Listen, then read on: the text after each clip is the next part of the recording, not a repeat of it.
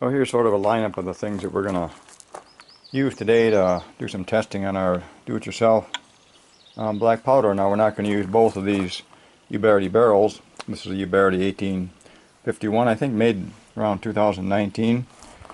And this is the original barrel with it. It comes with about a 1 in 16 or 1 in 18 twist. It's a fairly fast twist. And this is a barrel that was ordered from Dixie Gun Works. It's a Uberti replacement barrel, and it also is the 1 in 16, or maybe it's a 1 in 18 twist. I think my brother ordered this a few years back, wanted to put it on a second generation Colt that has about a 1 in 30 twist, and wanted to see if the faster twist would improve the accuracy of the gun. As I said, this barrel is actually ordered for a replacement for a Colt second generation. I mean, it's a Uberti barrel, but they can fit pretty well on the Colt, and I don't think I had to make any real modifications to that. And I was checking today to see how it's going to fit in on our Uberti. I mean, yes, it's a Uberti barrel, but things don't always work that way. But it turns out with this one, fit in there, and no problems. The pins and things lined right, and and there it is. I did have to make a barrel wedge for this barrel, because they don't come with a wedge.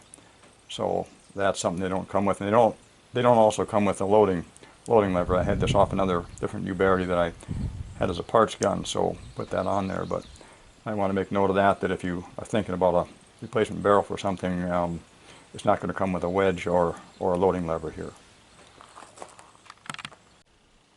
And I'm going to use today the barrel that he got from Dixie, and basically the reason for that is because I just can't work well with the front sight that comes on the original one here. I'm pretty sure it's like the originals, but it's really wide up towards the top, and the hammer back here, the notch in it is not really a fine notch in that. So basically the front sight fills the whole notch, and I can't kind of tell if I get equal light on both sides of it or whatever. So this Dixie, I'll call it Dixie, but it's a replacement barrel. I took the front sight out of that one, out of the Dixie one, and replaced it with a slightly higher one, and it's a whole lot narrower, so I can actually get a better sight picture. Now, it's not going to shoot to the point of aim, I'm sure, with this gun.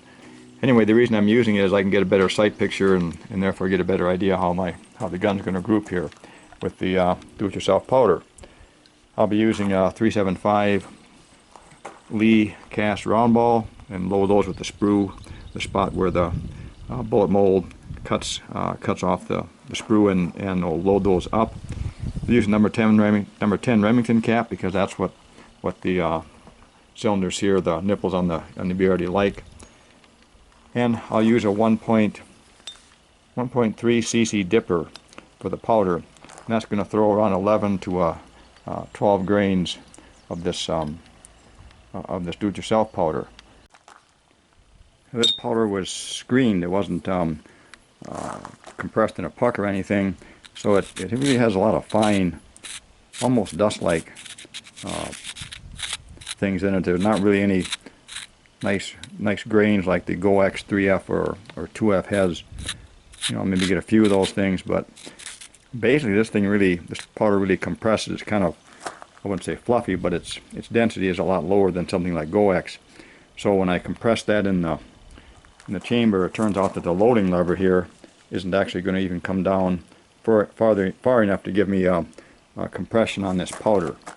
So that's one of the reasons that I'm using the cornmeal here as a filler, and I have a 0.7 cc dipper, and I think that just about filled the chambers right up to the top part.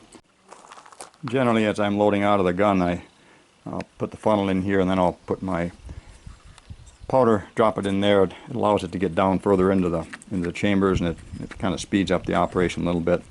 Less chance I'm going to end up spilling it here on the top of the cylinder.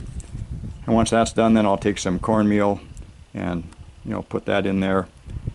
And I bring that pretty much up towards the top of this thing, as long as I can set the ball on it like this.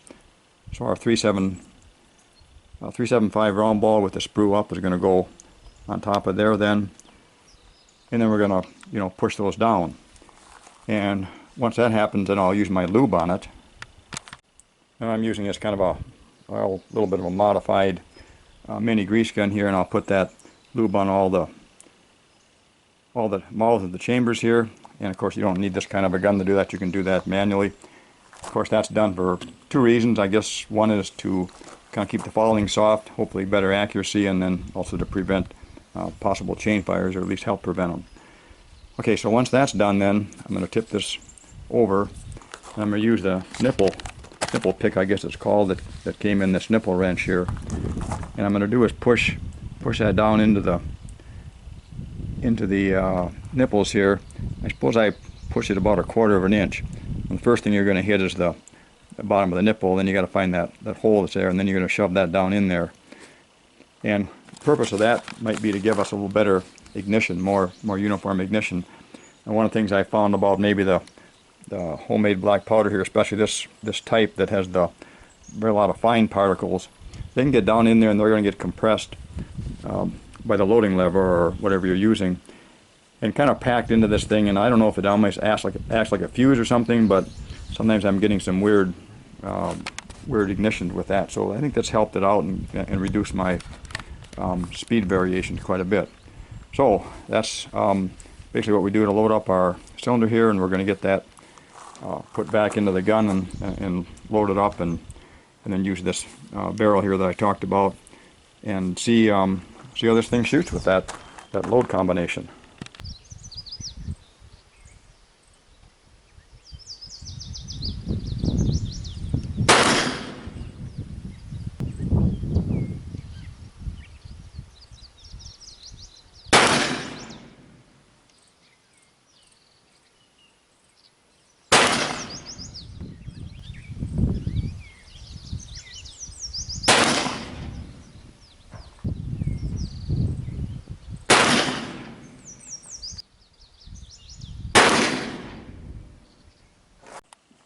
Well, here's a target there we shot with that particular load in that barrel, and no complaints at all about the group size. I'm looking at 1.25 inches here for 6 shots, 21 yards, so things are working real well in that area. And as far as the placement of the group goes to the right, as I bring the hammer back on that gun, I'm noticing that it's actually pulling a little bit back to the right, not just cut exactly where you want to see it in that gun, but hammer coming back to the right is causing this group to be to the right.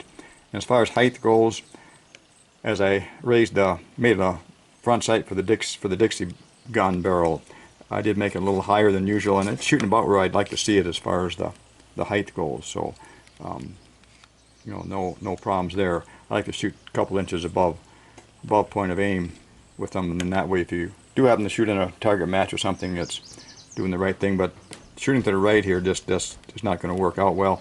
I'm not going to change the sight on that gun barrel. That was just done to give me a better sight picture, see what this gun could do as far as group goes. So I found that out, and that load that we use here with the homemade powder is working, I'd say, real well. And along with that, that barrel is also doing a good job on the gun. So anyway, that's what we got for our result, and had a good time shooting it.